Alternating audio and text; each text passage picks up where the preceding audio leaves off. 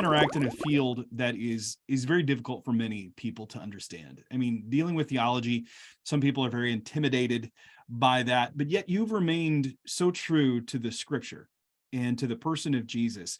You're one of those academics that I would say it's not lost the forest of the trees, if you have the expression. And you see a lot what's going on in the church. You're training many of the future leaders, writers, academics. What are some of the issues that you see as, I don't want to say a threat, but a problem, or the biggest pressing issues, how about that, in the church today? And what can we do about it? So I'm in higher theological education for a reason. And I would say that one of the biggest challenges the church is facing is, believe it or not, illiteracy. And what I mean by that is biblical illiteracy, how to put the big picture together, cultural illiteracy, are we able to read our culture and understand what's happening?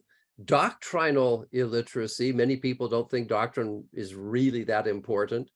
And maybe something we could even call ecclesial illiteracy, the lack of knowledge of how to do church.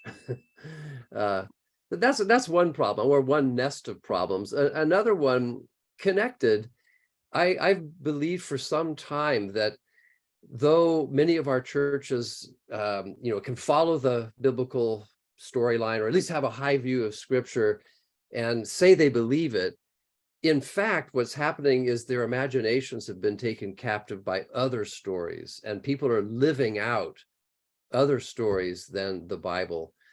There's a philosopher named Charles Taylor who explains that what makes our age secular isn't that people have secular beliefs, but rather their imagination, the story they tell themselves, is a this worldly story, it's a secular story.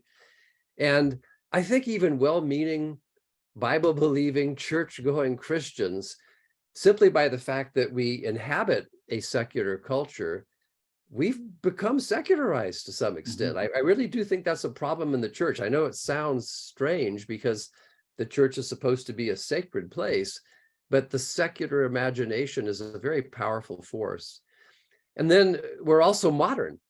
And one of the things about moderns is that we're very movable. We're mobile. We can move around, and we do so to go to better jobs and so on. We have means of transport.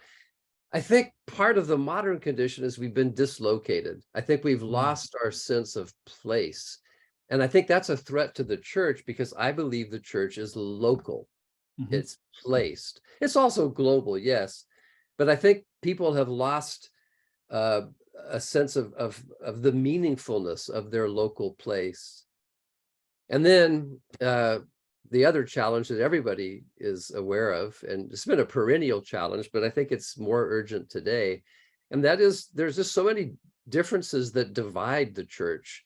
And we seem to be in a moment of polarization, which I think is another example of the secular imagination, sort of that polarization in the broader culture invading the church as well. When you mean secular imagination, can you draw that out for us a little bit and explain what you mean by that? So the word secular comes from this Latin term seculum, which means world.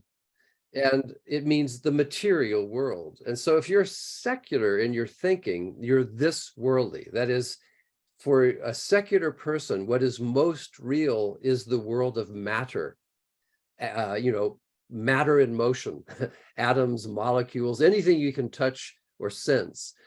That's secular. And the spiritual, well, that just isn't real for a secular person.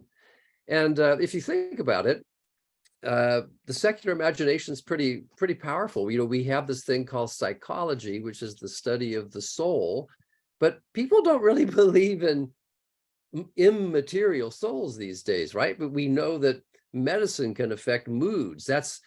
We expect that, right? Because I think we've bought into a secular picture of what's real, and that includes ourselves. What are we as human beings? Clearly, we're matter in motion, or or matter not in motion gaining weight. But in any case, you know, we're physical beings, and I think the whole idea of spirituality has become a little elusive to the secular thinker.